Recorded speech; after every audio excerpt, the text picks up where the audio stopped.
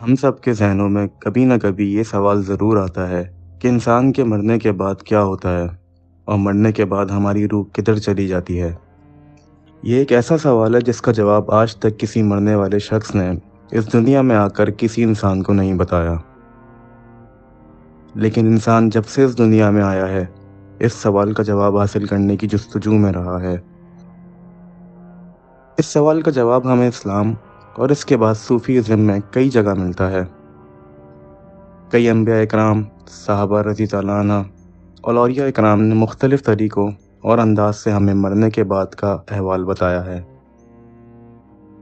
یا یوں کہہ لیں کہ اشارتاً سمجھایا ہے تاکہ انسان ان حالات اور واقعات کو سن کر اور ان کو سمجھ کر ان سے عبرت حاصل کرے اور اپنے گناہوں سے توبہ کر کے اللہ تعالیٰ کے احکامات کی پابندی کرے۔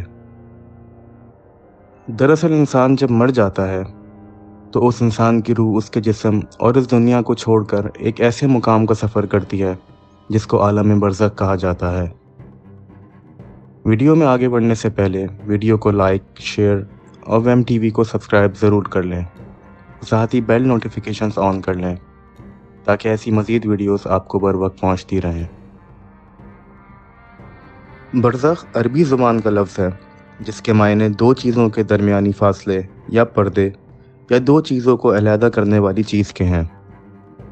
اس عالم یا اسٹیٹ کو عالم برزخ اس لیے کہتے ہیں کیونکہ انسان کی روح قبض ہونے کے بعد روز محشر تک زمین و آسمان کے درمیان اس عالم میں رہتی ہے، یعنی وہ زمین اور آسمان کے درمیان برزخ کی کیفیت یا یوں کہہ لیں کہ عالم برزخ میں موجود رہتی ہے۔ اسے عالم قبر یا عالم مثال بھی کہا جاتا ہے۔ مرنے کے بعد قیامت تک تمام انسان اور جن کی ارواح اس عالم میں ہی رہتے ہیں۔ انبیاء اکرام، صحابہ اکرام اور صوفیان اللہ تعالیٰ، ان کی ہدایتوں کا مشاہدہ کیا جائے تو یہ بات سامنے آتی ہے کہ مومن کے لیے برزخ جنت کی طرح ہوتا ہے جبکہ کافر کے لیے جہنم کے مانند ہے۔ انہی حکایتوں اور روایتوں کے مطابق دنیا میں انسان کی روح قبض کرنے کے بعد قبر میں روح کو اس کے جسم میں منتقل کیا جاتا ہے، جہاں منکر اور نکیر اس سے سوال جواب کرتے ہیں، اور اس کے بعد اس شخص کے اعمال کے مطابق دو نورانی فرشتے اسے عالم برزخ کی طرف لے کر چلے جاتے ہیں۔ اگر روح مومن اور نیک ہوتی ہے تو اسے علین نامی عالم میں بھیج دیا جاتا ہے۔ اسی طرح اگر روح بری اور شرک و کفر کرنے والی ہوتی ہے تو اسے سجین میں ڈال دیا جاتا ہے۔ علین اور سجین عالم برزخ کے دو ٹھکانے ہیں جو کافر اور مومن کی ارواح کے لیے مخصوص ہیں۔ علین میں موجود روحوں پر اللہ تعالیٰ کی نعمتیں نازل ہوتی ہیں۔ یہ روحیں علین میں باغ نما جگہ پر ایک دوسرے کے ساتھ موجود ہوتی ہیں۔ یہاں نیک روحیں ایک دوسرے کو پہچان لیتی ہیں جنہیں وہ دنیا میں جانتی تھیں۔ علین میں رہنے والی روحیں ایک دوسرے کو دیکھ کر خوش بھی ہوتی ہیں اور وہ ایک دوسرے سے ہم کلام بھی ہوتی ہیں اور دنیا کے حالات کو یاد کرتی ہیں جو وقت انہوں نے دنیا میں ساتھ گزارا تھا۔ اس کے علاوہ یہ روحیں بعد میں آنے والی روحوں سے اپنے عزیزوں کی خبر بھی لیتی رہتی ہیں کہ میرا فلاں رشتہ دار کس حال میں ہے۔ اگر نئی آنے والی روحیں انہیں یہ بتاتی ہیں کہ تمہارا فلاں رشتہ دار مر چکا ہے مگر یہاں نہیں پہنچا، تو یہ برزخی روحیں سمجھ جاتی ہیں کہ انہیں سجین میں ڈال دیا گیا ہوگا۔ عالم برزخ میں نیک روحیں اپنے عزیزوں کا انتظار ایسے کرتی ہیں جیسے کوئی گھر سے دور جانے کے بعد اپنے گھر والوں سے ملنے کا انتظار کرتا ہے۔ عالم برزخ میں نیک لوگوں کے علاوہ انبیاء اکرام، شہداء اکرام اور صالحین کی روحیں بھی ایک مقام پر ساتھ رہتی ہیں۔ روایتوں میں آتا ہے کہ نیک روحیں اپنے قریبی رشتہ داروں سے ملاقات کریں گی۔ اسی طرح ایک مثال یہ بھی ہے کہ نبی پاک صلی اللہ علیہ وآلہ وسلم نے حضرت فاطمہ رضی اللہ عنہا سے فرمایا تھا کہ میرے وصال کے بعد سب سے پہلے تم ہی مجھ سے ملو گی، اور پھر ایسا ہی ہوا۔ لہٰذا آپ صلی اللہ علیہ وآلہ وسلم کے وصال کے تقریباً 6 ماہ بعد حضرت بی بی فاطمہ رضی اللہ عنہا کا بھی وصال ہوا اور وہ رسول اللہ صلی اللہ علیہ وآلہ وسلم سے جا ملیں۔ وہ شہداء جو دنیا میں اللہ تعالیٰ کی راہ میں شہید ہوئے، ان کی روحیں کہاں جاتی ہیں؟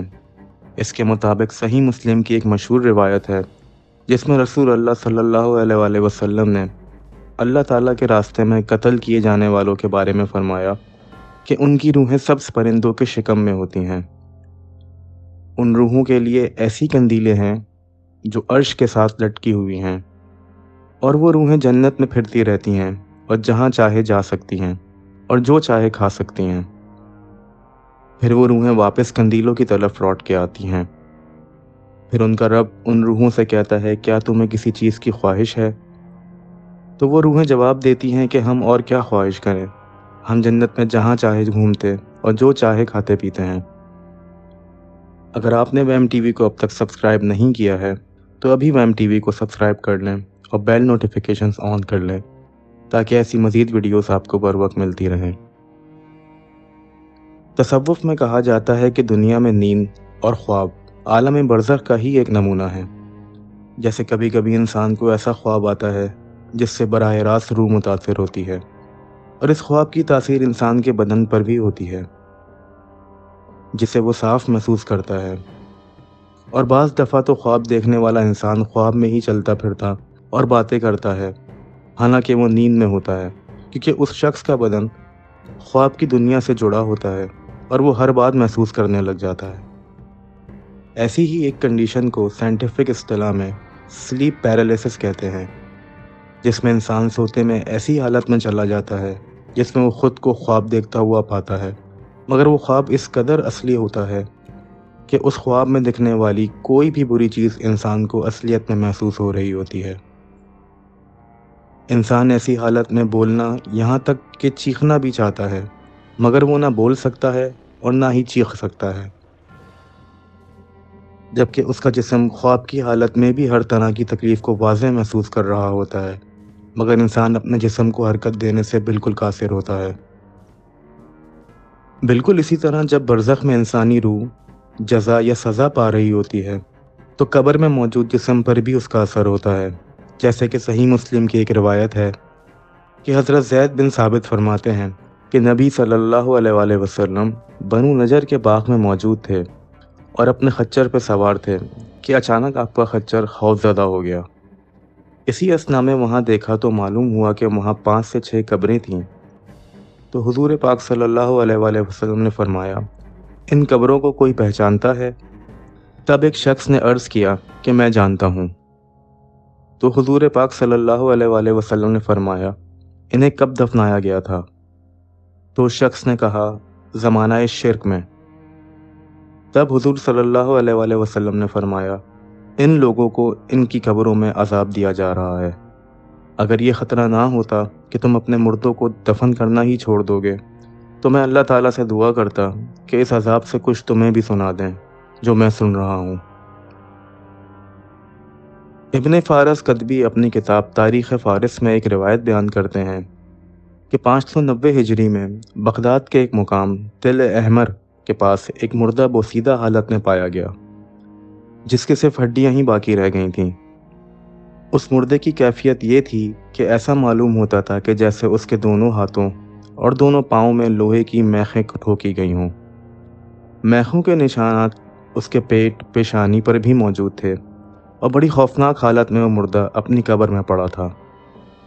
پانی کے بہاؤ کی وجہ سے تل احمر کی زمین شک ہو گئی تھی اور وہ مردہ باہر ظاہر ہو گیا تھا، جس کو دیکھنے کے بعد ہر دیکھنے والے کو عبرت حاصل ہوئی۔ بعض مذاہب اور اقوام میں یہ عقیدہ موجود ہے کہ مرنے کے بعد انسانی روحیں اپنے اعمال کے مطابق جانور یا حیوانات کی شکل اختیار کر لیتی ہیں۔ یہ روحیں دنیا میں ہی گھومتی ہیں اور چکر کاٹتی رہتی ہیں، جبکہ اسلامی روایت کے مطابق ایسا کچھ بھی نہیں ہے۔ انبیاء کرام کی تعلیمات ہمیں یہ بتاتی ہے کہ روح ایک دفعہ جسم سے خارج ہونے کے بعد کسی صورت جسم میں لوٹائی نہیں جاتی، بلکہ ان پر برزخ میں عذاب و ثواب ہوتا ہے۔ بے شک موت برحق ہے۔ دنیا سے برزخ اور برزخ سے حشر تک کا سفر ہر ذی روح کو کرنا ہے۔ لہٰذا حضرت ابو ذر رضی اللہ عنہ بیان کرتے ہیں کہ نبی پاک صلی اللہ علیہ وآلہ وسلم نے فرمایا، قبروں کی زیارت کیا کرو تاکہ آخرت کی یاد آئے۔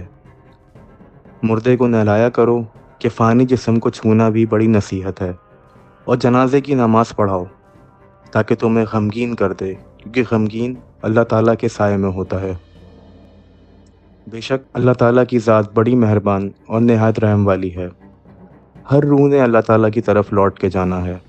اللہ پاک سے دعا ہے کہ وہ ہم سب کو نیک اعمال کی توفیق عطا فرمائے اور موت کی سختی سے نجات عطا فرمائے، اور موت کے بعد آنے والے معاملات میں ہمارے لیے آسانی فرمائے، آمین۔ ویڈیو پسند آئی ہو تو لائک، شیئر اور سبسکرائب ضرور کیجیے گا۔